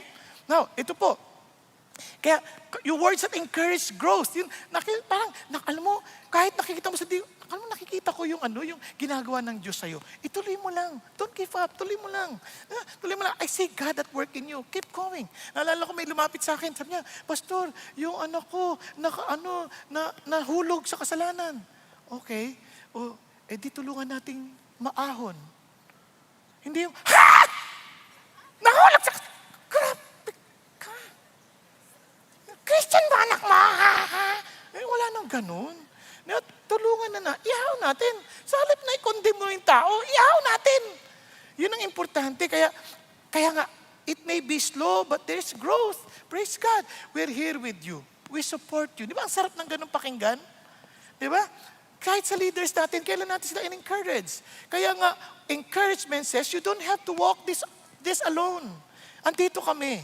Yung mga words that speak truth in love, kailangan mo i-rebuke kasi hindi mo pwede hindi i-rebuke I-rebuke mo, pero in a loving way. Katulad ng, alam mo, mahal kita Kaya pwede ba ako magsabi sa'yo ng mahirap na pakinggan? Di ba? Yung paraan ng pagsabi. Kunyari, hindi yung, ano ka bang maligo ka na nga, baho mo. Ang baho mo talaga. Hindi ko hindi. Okay lang ba ako magsabi sa'yo na mga mahirap pakinggan, pero kailangan dahil mahal kita? O sige, ano yun? Maligo ka na. Di ba? Medyo iba na yung amoy mo eh. Di ba? May iba, mag-iba yung dating, di ba? At least meron pang, meron pang pasakalye, para lang, kaya naalala ko tuloy yung sorry ha, naalala ko tuloy yung kapatid, tumawag sa kapatid niya, no? Sabi niya, Kaptol, kamusta ka na? Kasi long distance, eh. Sabi niya, mabuti naman. Kamusta yung, yung pusa ko? Patay na! Lalaglag, namatay na. Tapos tumihimik. Tol naman eh. Wala namang ganyan. Pag magsasalita ka naman, medyo, kwento mo naman ng konti. Umakyat sa bubong, tapos nalaglag, tinakbo mo sa veterinaryo, kaya lang namatay eh. Ganun, hindi naman yung patay na. Sige, sorry. Kamusta nanay? Andun, umakyat sa bubong. Minsan, hindi pwedeng diretso eh. Diba? Kailangan medyo Kaya pwede mo rin sabihin, eto ha, baka mali ako, pero napansin ko kasi ganito yung ginawa mo. Ikaw naman, baka mali ako. Ngayon, pag nagsabi ka, wag mo naman pilit na ikaw lang yung tama. Minsan, mali ka talaga eh. Di amin, tanggapin mo naman yung paliwanag ng kapatid mo. Wag naman yung parang pinagigit, sisinungaling ka pa, hindi mo pa inaamin eh. Ang labo mo eh. Wag nang ganun. Pag nagsabi ka, because you're sincere, tama na kung ano yung reaction niya. Kung niya inamin niya, o di tanggapin mong inamin niya. Kung hindi niya inamin, tanggapin mo rin. Hindi yung pipilitan mo, nagsisinungaling to. Talagang walang kwentang tao to. Wala nang ganun. Naguhusga na tayo ng puso nun eh. Ayaw ni God yun. Okay ba yan? Kaya speak the truth in love. And of course, sa pibrado ko sinasabi to kasi ayaw kitang mapaya. Yung bang privately. Talk to that person privately. Yun ang sinasabi ng Diyos. Kaya importante yan. Now, kaya truth spoken with love heals, not humiliates. Remember this, words that give life, words that strengthen, and truth spoken with love. Yun ang ating laging hangad. And I like what Pastor Peter said this morning. Sabi niya, and this is my prayer, sabi niya, the Lord has given me the tongue of the disciple. Yung isang tagasunod. And sabi niya, that I may know how to sustain the weary. Paano ko sila mapapalakas? With a word, awakens me morning by morning. He awakens my ear to listen as a disciple. Lord, let me first be filled with your words that I may sustain others. And kaya nga, ang prayer natin, Lord, let the words of my mouth and the meditation of my heart be acceptable in your sight, O Lord, my rock and my redeemer. And I pray, as tayo po as Christians, here in CCF, I encourage you. Meron tayong tinatawag na CCF tongue test. Ito bang sasabihin ko talagang kailangan? Totoo ba to? Ito ba'y sinasabi ko na may pagmamahal? Ito ba'y nakaka-build up? Ito ba'y glorifying sa Diyos? No, baka hindi nyo maalala. Ako kasi medyo mahina ako sa ganyan. Gumagawa ako ng cheat code ko. Kaya I would say, is it true? Is it helpful or harmful? Is it inspirational? Is it necessary? Is it kind? Hindi ko to original, pero nakatulong sa akin to remember. Kaya think of God's glory or honor. So, paano sa totoong buhay yan? Kumbaga, kung ito ay truthful, tinatanong din natin, before you say something, totoo ba to? Ito ba yung whole truth and nothing but the truth? O twisted a little bit? Or is an attitude that makes you look better? Is it truthful? Checking also the motive. Helpful or harmful? Tinatanong mo, inspirational. Tinatanong mo, is it going to build up or tear down? Is it going to give people hope and encourage and make them want to move forward in their life? Yung natutulungan sila talagang magpatuloy. Kailangan ba talaga? Kasi some things are not necessarily wrong to say, but there's nothing wrong with saying them. They're just not necessary. Well, di naman talaga. Okay naman. Kaya lang, hindi naman kailangan. Ba't mo pa kailangan sabihin? Di ba? Kaya, is it kind? Paano ba nalalaman kung kind? Kumbaga, haven't you been talking about this in our small groups this week? Huwag mo intindihin yan. Ito, yung think na to, sabi niya, ito. Transform worry to joy. Pag kind yan, ganito. Worry can rob you of happiness, but kind words will cheer you up. Di ba? Ang sarap no, nakakaano. Kaya kung galit naman, no, gentle words, nagalit, breaks through anger, ano sabi niya? A gentle answer turns away wrath, but a harsh word stirs up anger. Di ba? Nagiging mahinahon tayo. Pleasant words encourage learning. Ano siya sabi niya? Pleasant words promote instruction. Kahit sa mga anak natin, you want them to learn, Speak to them heart to heart. Hindi laging pasigaw, laging parang walang tamang ginawa. Always teach them na mag-usap tayo ng puso sa puso. Yan. And of course, honest words make us feel love. An honest answer is like a kiss on the lips. Di ba? Pagka tapat ang tao sa'yo, parang you feel you are trusted. Mahal ka. Now, if you are imagining, ano ba yung kiss on the lips? Kung hindi nyo na-experience, kalimutan nyo na yan. It's okay. Basta it feels like you are loved. Okay? Now, wise words heal broken hearts. As in, kaya sabi ng Bible, let your speech always be with grace, as though seasoned with salt, so that you will know how you should respond to each person. Now, let me just end. Naalala ko kasi itong seasoned with salt. There was a restaurant in the US na nag-invento sila ng seasoning na napakasarap. Kakaiba, hindi lang basta asin, meron silang hinalo doon, na pag nilagay sa ulam, talaga sobrang sarap. Kaya ang ginawa ng mga tao, ninanakaw nila yung seasoning. Ninanakaw nila yung seasoning. Inuuwi nila para magamit nila sa bahay. And naisip ko, how I wish that we Christians, whenever we speak, people around us will get our words and take it as theirs and reminding themselves and to their children and to the people around them, I got these words and this really makes my life worth living for. Why? Narinig ko sa mga Christians. Di ba ang sarap? Na sa atin ang gagaling na tayo yung may taglay-taglay na mga salita ng buhay. Ulitin ko, hindi natin kaya yon hanggat hindi pinapalitan ng Diyos ang ating puso. The heart of stone being replaced with the heart of flesh. A heart that only God can give. Yun yung siya yung magiging hinete. Siya yung magiging piloto na hinahayatin, Lord, makapangyarihan ng dila ko. Take control of my tongue. Na Lord, ikaw ang Panginoon ko. And be the master of every part of my being. Especially my tongue. Tayo pong lahat ay yumuko at pumikit sandali. Mga kapatid, ikaw lang nakakaalam ng totoo mong kalalagayan sa buhay. Ikaw lang nakakaalam ng totoo mong sitwasyon. Hindi advice ito na ito gawin mo, itong salita ang gamitin mo. Those advice are good, but those pieces of advice are nothing unless God reigns in you.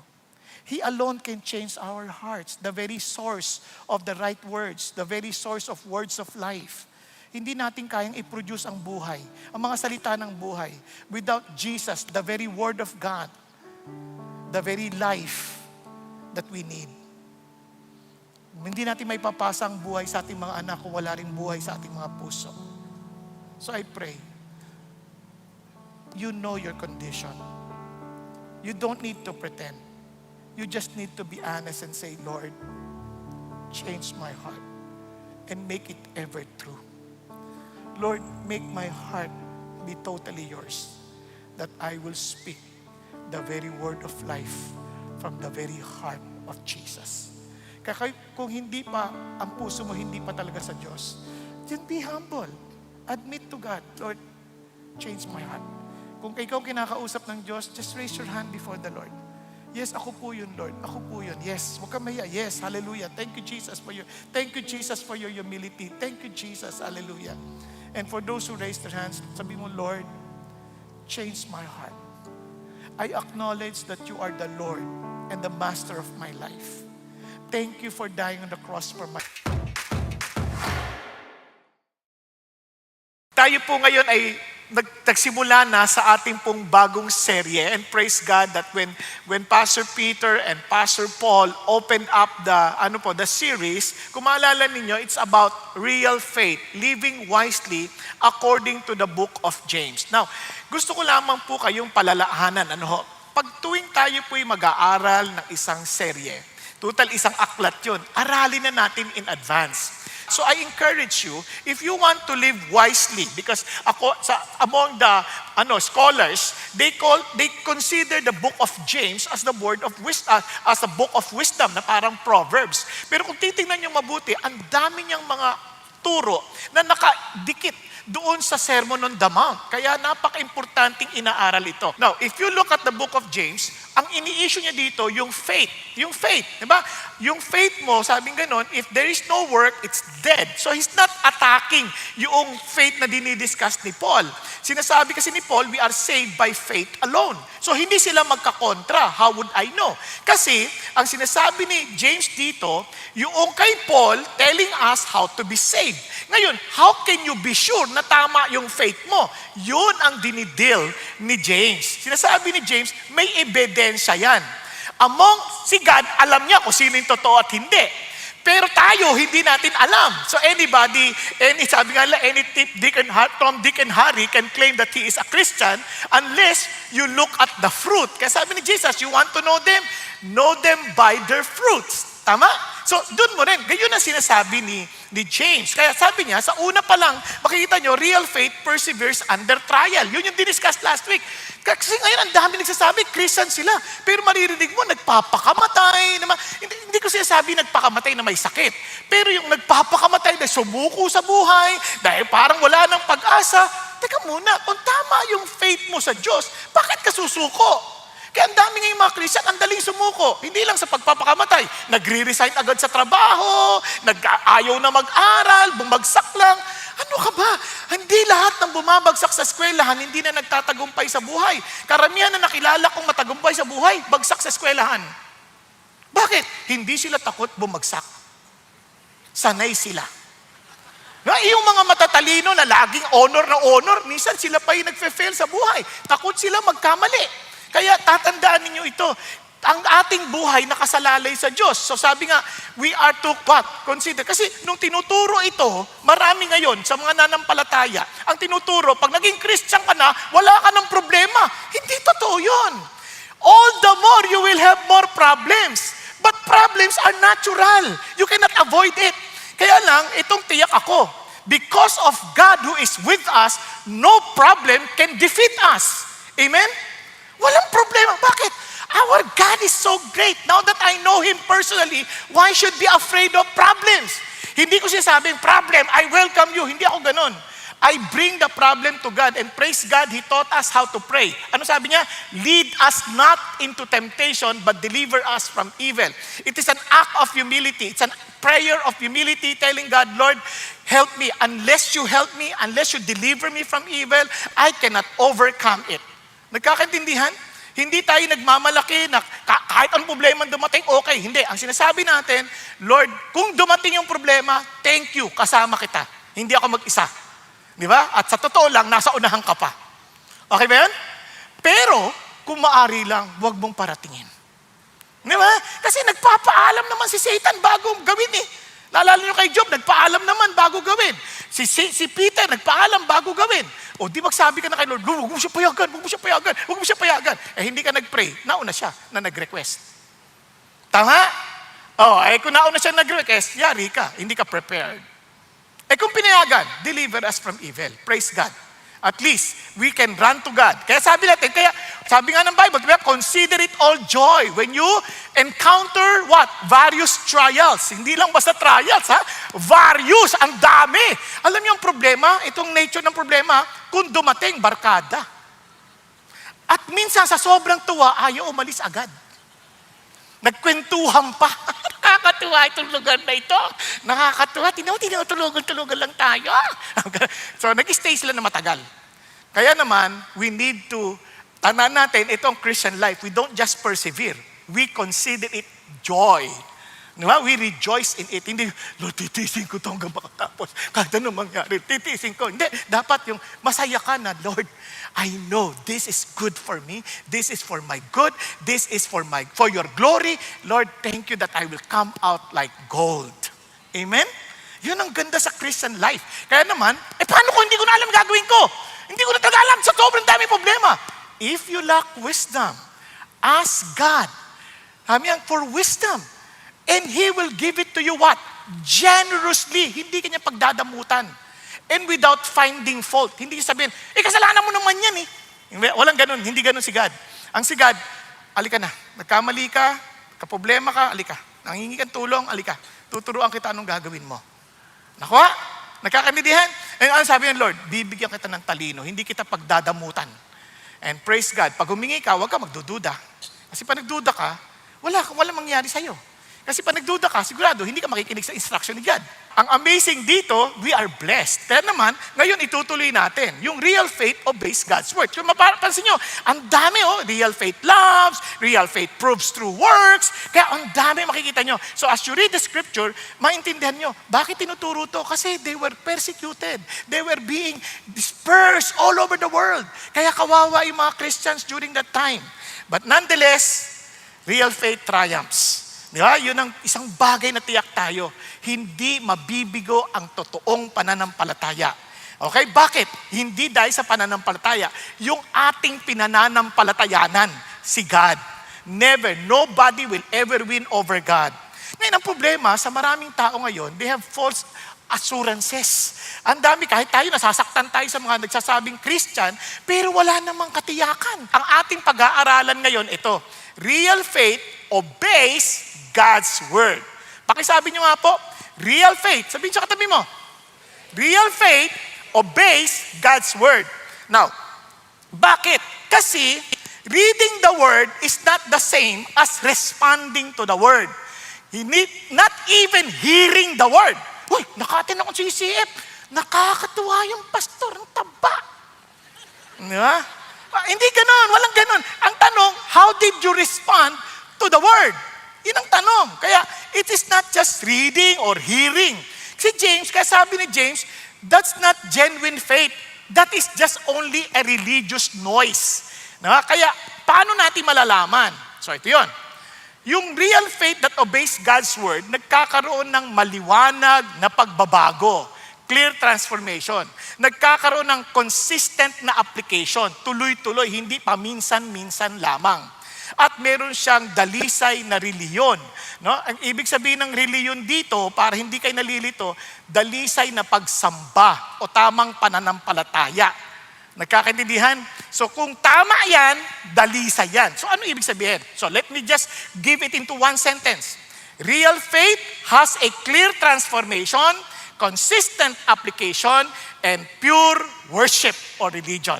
Nagkakaintindihan? O huwag niyo kalimutan ha. Ulitin natin. Real faith has a clear transformation, consistent application, and pure or religion or worship. Now, simulan natin. Clear transformation. Now, listen. Bago nyo maintindihan yung context ng 19 to 21, as I have told you, understand always the context. Yung obedience to the word, effect yan ng true faith natin kay Jesus. Hindi ito ang magbibigay sa atin ng true faith, yung pagsunod. Hindi. Yung true faith, dadalhin tayo sa pagsunod. Naunawaan? Okay. So, tingnan nyo ha. Simulan natin sa verse 18 para maliwanag. Sabi dito, in the exercise of His will, He brought us forth by the word of truth so that we would be a kind of first fruits among His creatures. So, para hindi na kayo malito, nilagay ko na sa slide. Sabi niya, in the exercise of His own will. Meaning, yung salvation begins with God's initiative, not human efforts. Yung of His own will. Kasi tingnan nyo, mami, maintindihan nyo to. If you are to obey God's word, then you better listen carefully. No, kasi sabi niya, of His own will, meaning yung salvation mo nagsimula sa initiative ng Diyos. Hindi sa human effort. Are you following? Hiniwalay ko lang. Tapos, He brought us forth. Yung praise na yan, ang ibig sabihin, it gives birth. No? To give birth. Pinanganak ka. Anong ganyan? By the word of truth. Meaning, yung gospel message, ang instrument yan, yung salita niya. Yung word niya, sino ba? Si Jesus. At hindi lang yon, yung word of truth. Kaya sabi niya, it uses to give new life. At pag sinabi mong first fruits, ano sinabi niya? In Jewish thought, ang first fruit belongs to God. Kasi ang first fruit, sabi ni Lord, sa akin yan. Nakakaintindihan? So, if you are the first fruit, God initiated you to be part of His family, and you become His first fruit, you are God's possession. Hindi dahil sa effort natin. Yan ay sa effort ng Diyos. Initiative na yan. Okay tayo? Maliwanag, ha?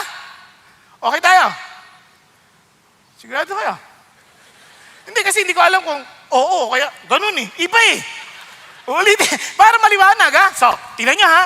Then, kaya yung believers, God's possession yan, evidence of His redeeming work sa world. Kaya when the world looks at us, yan ang ebidensya ng niligtas ng Diyos. Tayo yung ebidensya. So, paano? Kaya yung obedience follows life. Hindi, it does not create life. Meron munang buhay sa atin, kaya tayo susunod. Nakakaintindihan? Hindi tayo sumunod para magkaroon ng buhay. Hindi. Kung patay ka, hindi ka makakasunod. Nakakita na kayo ng patay na susunod? Na, hindi susunod yan. Kaya patay na aso. Wala eh. Hindi susunod yan. Kaya kailangan buhay muna yan para makasunod. Kaya si God muna ang nagbigay ng buhay para makasunod. Kaya once you are Christian, you have the real faith, you will obey His word. Kasi buhay ka na. Nagkakaintindihan na, buhay ka na. Now, tingnan nyo. Kaya ang unang transformation, kaya yung real faith is not proven by what we know, but how we live. Kaya bakit? Tingnan nyo naman kasunod. Ito na, 19 to 21. This you know, my beloved brethren. Sabi niya, alam nyo na to. Hindi ito isang bagay na hindi nyo alam. So meaning, naturo na sa kanila to. And since they were being persecuted, they were being dispersed, they have so many trials, problems. Minsan hindi nila alam gagawin nila. Sabi niya, ano na, ayoko na. Hindi, mga kapatid, alam nyo na to. Alam nyo na to. Kaya, uulitin ko sa inyo. Sabi niya kaya, but everyone must be quick to hear, slow to speak, slow to anger. For the anger man does not achieve the righteousness of God. Therefore, putting aside all filthiness and all that remains of wickedness, in humility, receive the word of implanted, which is able to save you. Ano siya sabi dito? Hindi ito yung parang, oh, kayo magkasama ha, huwag kayo agad magalit ha, makinig muna kayo sa isa't isa. Yun ay bunga na lang. Pero ang sinasabi rito, ano yung attitude natin sa word of God? Sabi niya, you receive the word implanted with humility. So yung una sa verse 18, you were by the word of truth, nabigyan ka ng buhay. So what is your attitude to the word? Kaya ang unang ebidensya na transformation sa atin, yung pagbabago ng ating attitude sa salita ng Diyos. Tanungin yung sarili natin, anong attitude ko sa word of God? Talaga bang uhaw ako? Tingnan yung unang attitude. Quick to hear, slow to speak, slow to anger. Anong ibig sabihin yan? Balikan natin para lalong maliwanag. Anong sinasabi niyan? Pag sinabi mong quick to listen, you are eager to hear God. Parang gustong-gusto ko. Kaya magtataka iba. Akala nila, basahin natin yung buong Bible para challenge, ma-challenge. Hindi yun. Kaya tinan nyo, pag dun lang sa challenge ang iniisip natin, mag-give up kayo. Pagkatapos niya, ay grabe, nasa numbers na ako. Wala na ako maintindihan. Ang daming pangalan. Hindi eh. Kapag uhaw ka, Lord, ano to? Anong ibig sabihin nito? Gusto kong maintindihan. Kaya huwag kayo magsimula sa Genesis. Simula muna kayo sa John, yan, sa Mark, sa Luke, sa Matthew. Then punta kayo sa Genesis para maintindihan siya ng gagaling. Kasi iba naman, agad, ay puro gera, ano to? Diba? Lord, turuan mo, gabayan mo ako, paano ako matututo? Ngayon, kapag eager ka naman, kahit hindi mo maintindihan, pupunta ka sa Pastor, okay, D-group, gusto ko mag-attend sa D-group. Anong ibig sabihin po nito? Hindi niya naintindihan, hindi niya may paliwanag. Hanap ka na naman. Anong ibig sabihin nito? Hanap ka ng hanap. Hindi ka titigil hanggat nakausap ka kasi nagpe-pray ka naman eh. Ika-guide ka ni God. So, ano pang sinabi niya? Tingnan niyo ha. Sabi, slow to speak meaning less talking, more trembling. Diba? Kasi, isipin mo, marami nagrereklamo agad pag salita ng Diyos. Na, ang dami kagad sinasabi, hindi naman siguro uso na sa panahon natin ngayon, obstinate na yan. Di ba? Hindi na yan sa panahon natin. Hindi na yan bagay sa atin. Sino nagsabi sa'yo? Ikaw lang nagsabi yan kasi nagre-reklamo ka. Lalo na kapag yung puso natin, hindi sang-ayon sa magbago yung buhay natin. Kaya agad-agad, nagsasalta tayo. Iba pa, ito pang iba. Nakakagulat. Parang pagka hindi slow to speak, ay ito pa. Ay, video. Sa totoo lang, it doesn't matter. Ang mahalaga, Lord, kausapin mo ako. Video man yan, o English man yan, o Tagalog. Di ko man maintindihan lahat. Tulungan mo ako maintindihan kahit ilan para maging totoo sa akin. O, nagkakaintindihan. Yung iba, itutulog agad. Ay, video. Wala na. Sa totoo lang, kung uhaw tayo sa Diyos, hindi yan issue. Pakisabi sa katabi mo, uhaw ka pa ba? Oh, di ba? Gutom ka pa ba? Hinahangad-hangad mo ba siya? Yun ang tanong sa atin. Kasi pag hindi, magtanong-tanong na tayo. But when you read the word, bigla kang, Lord, kakaya pala itong ginagawa ko.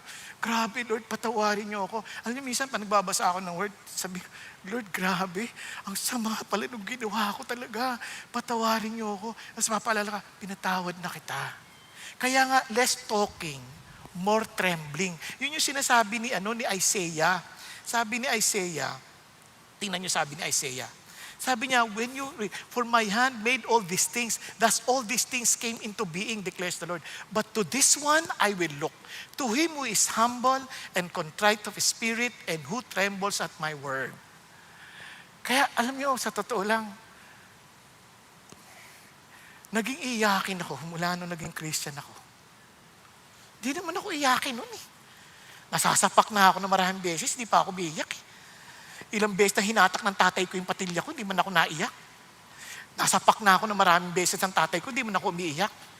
Ngayon, wala pang ginagawa, nabasa ko lang yung word of God, naiyak na ako. Sabi ko, Lord, ano ba to? Totoo ba to? Patawarin niyo ako. Lord, gusto ko po maranasan ng buhay na galing sa inyo. Di ba? Kaya pansinin niyo pag ikaw ay quick to listen, ikaw ay slow to speak, sobrang blessed ka. Ano pa sabi niya? Tingnan niyo.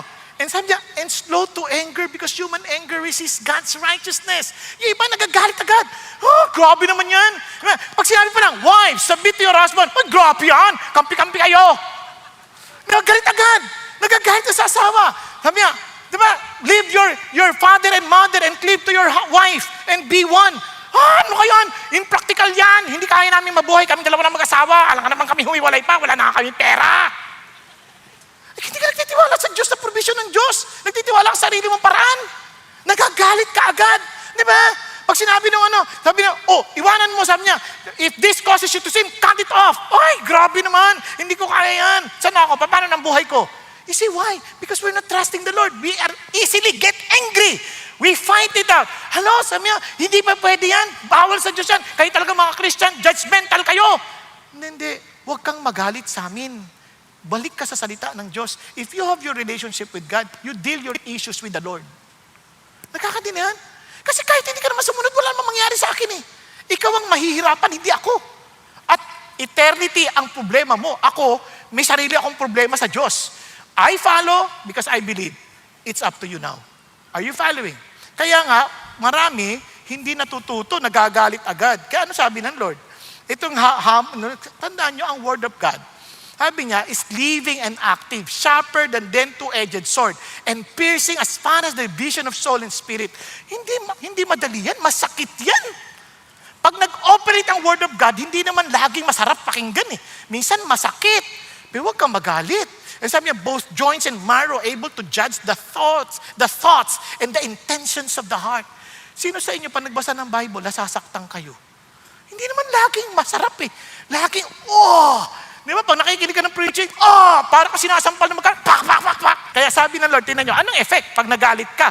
Sabi ng verse 21, therefore putting aside all filthiness and all that remains of wickedness, in humility, receive the word implanted which is able to save your soul. So anong sinasabi niya dito? Una-una, kung nagbasa ka ng Bible, put away anything filthiness that you discovered from the scripture, from your learnings. And sabi niya, and all that remains of wickedness. Kaya imposible hindi ka mag-transform. There's a clarity of transformation kasi when you read the word, hindi mo lang siya inaalam. Iniisip mo, ano yung mga bagay na ayaw ni God na kailangan kong baguhin. Kaya in humility, you're receiving the word that is already implanted in our hearts. Kasi Christian na tayo. May seed na which is able to save your soul. Alam mo, kaya yung blessing, ano yung save your soul? Di ba, kala ko ligtas na tayo? Ang sinasabi dito, yung mga addiction. Kasi continuous, change, transformation. Kaya yung mga addiction, yung mga bagay na ayaw ni God, napapalaya na tayo. Ibig sabihin, nasa-sanctify tayo. Kaya sabi ng Lord, kaya yung seed na yan, binigay na sa atin ni God. Kaya the word doesn't just inform, it transforms if it is humbly received. And it's wonderful because information without submission leads to what? Deception. Niloloko natin sarili natin. Katama si D.L. Moody. Sabi ni D.L. Moody, the Bible was not given to increase our knowledge, but to change our lives. Amen? Now, ang ganda nito, magiging consistent na ito. Kaya nga, consistent application. Kaya tinan nyo, kaya alam nyo yung context na it has something to do with how our attitude towards the Word of God. Kaya naman, tinan nyo, ang karugtong yan, gito. Sabi niya, but prove yourself, doers of the Word, not merely hearers, who delude themselves. Ano ka din doers? Obedient, action, as in lived response. Yung hearers only, exposure lang yan without submission. Kaya yung deceiving yourself, ang lungkot nun. Sabi niya, the most dangerous deception is what? Self-deception. Pinaniniwala natin sa sarili natin na tama tayo, totoo tayo, pero hindi naman pala. Kaya James is attacking such kind of unbelief. Hindi is not attacking the unbelief kasi may mga tao na hindi pa natututo pero nag-grow pa lang, okay lang. Pero yung masama, yung false assurance, yung hindi naman, patay naman pala yung faith, akala niya buhay. Kung maaari sabi, pastor, gusto ko naman, kaya lang hirap pa ako Uy, nag-i-struggle ka na, ibig sabihin, may buhay ka na, may struggle na Ang kailangan na lang, lumakas yung faith mo pa at sumunod. Di ba? Talagang to step out of faith. Pero, pag nag-i-struggle ka, at least may buhay ka na. Pero kung walang struggle, komportable ka na, okay lang di sumunod dyan, okay lang yan. Hindi naman totoo yan. Yun, patay yung faith na yun. Akala lang natin buhay. Nagkakadinihan? Okay tayo? Okay, kaya ang truth dito, hearing the word without obeying, it creates spiritual illusion. Kaya ang challenge is hearing without doing is self-deception. Obedience is the evidence of real faith. Dito naman, nagbigay ngayon siya ng illustration. Ano illustration? For anyone who is a hearer of the word and not a doer, he's like a man who looks at his natural face in a mirror. For once, he has looked at himself and gone away and has immediately forgotten what kind of person he was. Minsan, tatandaan ninyo, yung mirror ng panahon na sinulat ni James yan, hindi ka pareho ng mirror natin. Yung mirror natin, sobrang liwanag agad, di ba? Kita mo agad kung ano yung problema sa mukha. Yung mirror nila during that time, isang silver metal, parang silverware. Hindi maliwanag yun. So meaning, pag titingin ka talaga sa salamin, sasadyain mo talagang alamin kung ano nangyayari sa'yo. Di ba? Ngayon, pag may nakita ka, at wala kang ginawa, yun yung sinasabi ditong immediately forgotten what kind of person he was. Yung word na forgotten dito, hindi nakalimot na. Although totoo din yun, na pag tumingin sa salamin, pag tingin mo sa susunod, mamaya kakita ka ng salamin, titingin, para nakalimutan mo na kung ano itsura mo talaga nung nakaraan. Pero dito, yung word na forgotten is more than that. It is more of ignoring what you saw, what you understood about yourself. Binaliwala mo. Kaya yung illustration ng mirror, yung word shows us who we really are. That is exactly the point. Nakikita mo, kaya pala. Sample lang, Genesis. Kaya pala yung mga lalaki ang hilig humingi ng mga gadgets sa pampagaan ng buhay. Bakit? Hindi mo nabasa? Yung sumpa daw ng kasalanan, magpapawisan mo ang yung binagawa. Kaya napansin nyo yung mga lalaki, ang hilig humingi ng mga gadgets, kahit pa ulit-ulit na yung gadgets sa irigalo mo, tuwan-tuwa sila. Bakit? Anything na nagpapagaan ng buhay. Gusto lang magkakotse, feeling lang gagaan ang buhay nila. Gusto nila magkaroon na ng bahay, kupuan, lazy boy. Gusto nila yan kasi magpapagaan ang buhay nila. Pero ang problema, pag nabili na nila, bumibigat ang buhay nila kasi magbabayad na sila. That's exactly the curse. Yung akala mong sagot, dagdag problema pala. Nakuha niyo? Ngayon ang babae naman, bakit kumbaga, protective sa asa, protective sa anak. Bakit? Kasi they will labor They will labor in pain. Kaya nasaktan sila, nahirapan sila, ayaw nilang basta-basta mawala. Napansin niyo ba yan? Biglang, kaya pala. Ngayon maintindihan mo na. Kaya, minsan nag-aaway-aaway kayo lagi, bakit yung asawa ko hindi ko pinapansin? Kasi nga, ang isip niya, pati turo siya ng turo, kasi sabi ng sumpa, sabi niya, they will try to control you, but they're submitted to you. Ang sakit, no? kaya pala. O paano ko ayusin? Mag-submit ka kay God kasi only God can take that curse away from you. Nagkakaintindihan? So, yun ang ganda ng Bible. Nagkakaroon ka ng sanity. Kaya pagka walking away unchanged is spiritual insanity. Kaya iba, tinatry ko naman. Niyang ka na naman. Tinatry mo kasi hindi mo yan kakayanin. Kaya marami na burnout sa atin. Kasi Christian na ako, di mo lang nangyayari sa buhay ko. Hindi ka kasi nakasurrender sa Diyos. Reading the Word of God makes us realize we cannot do it on our own. Only by God's grace. Ako rin ay mahina. May tukso rin ako sa buhay. Pero paano namin napapaglagpasan? Huwag mong dibdibin. Tuhurin mo. Because nobody else can help us but God. Amen? Pakisabi sa katabi mo, walang makakatulong sa iyo, kundi si God. Diba? Kaya, praise the Lord. So, yun din ang sinasabi ng Lord. Panalo tayo sa bandang huli. And look at the promise. But one who looks intently, stoops down to look, inspect. Sabi nga, yun ang ibig sabihin ng intently. At the perfect law, the law of liberty. Ay, salamat sa Diyos, sa palaya na ako. Hindi na ako trying hard. Di ba? Biglang ang laya ng buhay ko. Yung iba, akala nila yung kalayaan, yung pwede ko nang gawin kahit anong gusto ko. Hindi ganun. Kaya mo nang gawin yung lahat nararapat para sa atin. Verse 25, sabi nga, but the one who looks intently at the perfect law, the law of liberty, abides by it, not having become forgetful hearer, but an effectual doer, this man, look at the words, be blessed in what he does. Not blessed in what they know, nor heard. They're blessed, but in what they do. Amen? Kaya alam nyo ba, we're even, narinig natin yun, praise God for Mary, no, yung mother of Jesus in this world. Praise God kasi ba he is blessed among all women. Pero alam niyo ba, you're more blessed. Paano? And sabi niya, while Jesus was saying these things, one of the women in the crowd raised his voice and said to him, "Blessed is the womb that bore you, and the breasts that at which you nursed." But he said, on the contrary, si Jesus nagsasalita, blessed are those who hear the word of God and observe it.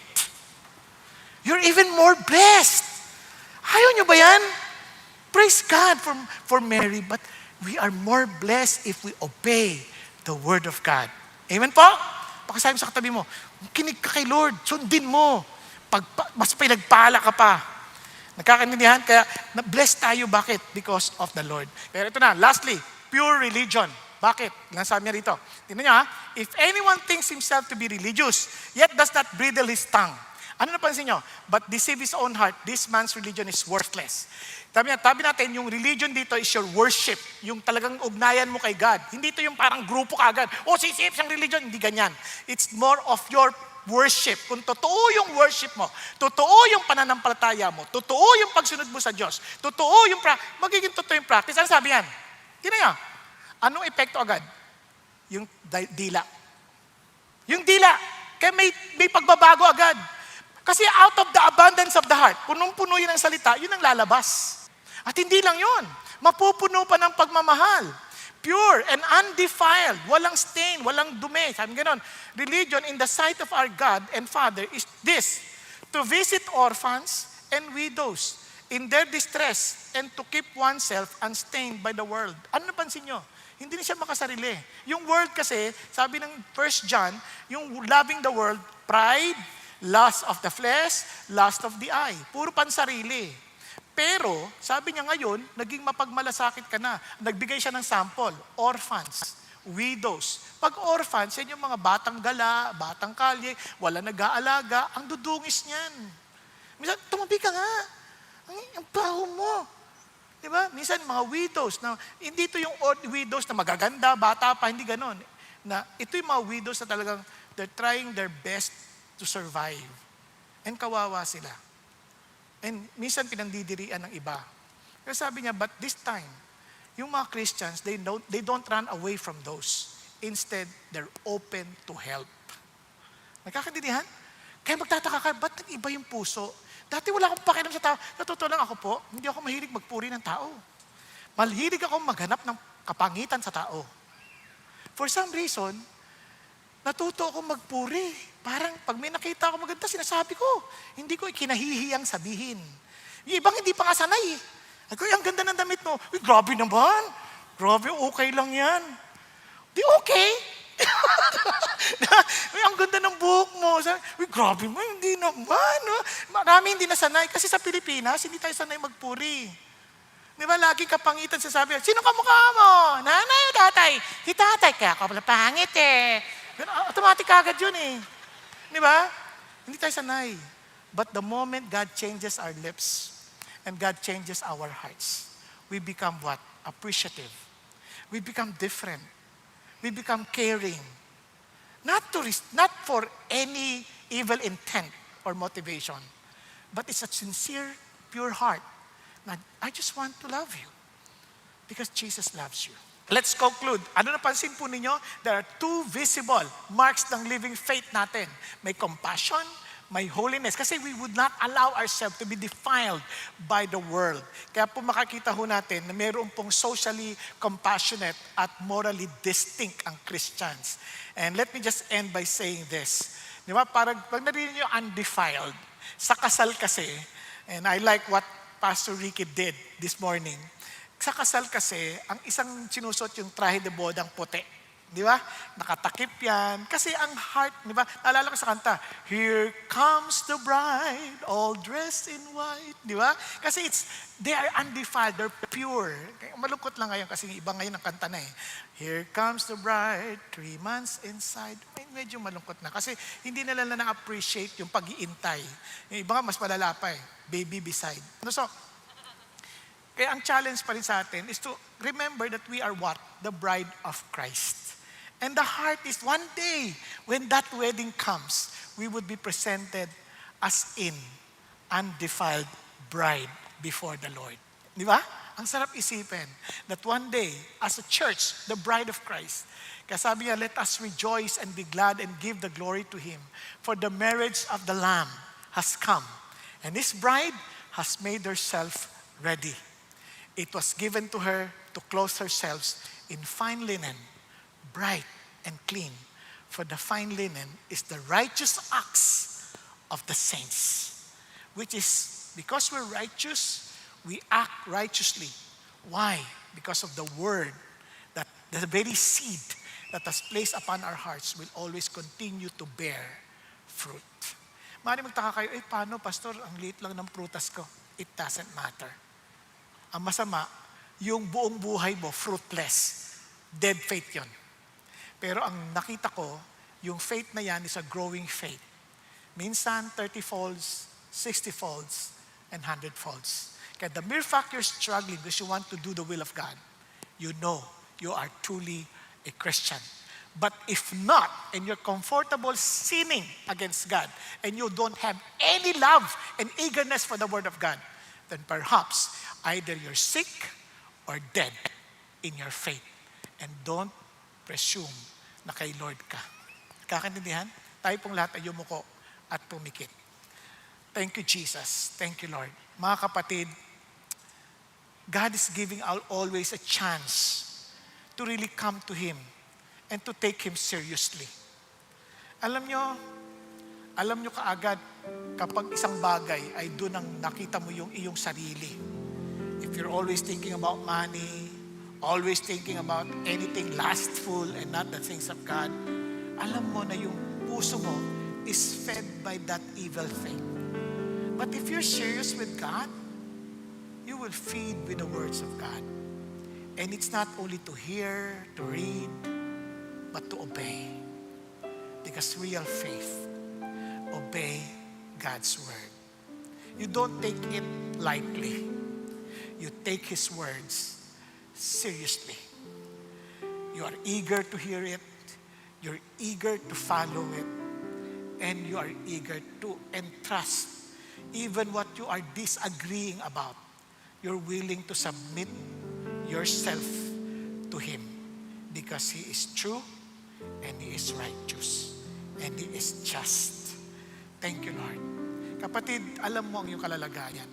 Kung sa palagay mo, may sakit ka spiritually o kaya naman ay patay ka pa in faith, God is speaking to the dead and the dead will be given the ability to hear. Kaya ka nakakarinig ngayon. But don't take it as in for granted. Be serious. Be humble. Kung ikaw ang kinakausap ng Diyos ngayon, magpakumbaba ka, taas mo kamay mo sa Panginoon. Lord, make me alive. Let me desire your word. Let me be quick to hear, slow to speak, and slow to become angry. Sige po, wag ko kayo mahiya. Yes, taas mo kamay mo sa Panginoon. Yes, hallelujah. Yes, hallelujah. Thank you, Jesus. Thank you, Lord. Thank you, Jesus. If there's something that God wants you to repent about because of the word of God, taas mo to sa Panginoon Diyos. Thank you, Lord Jesus, as you see these hands raised. And I pray for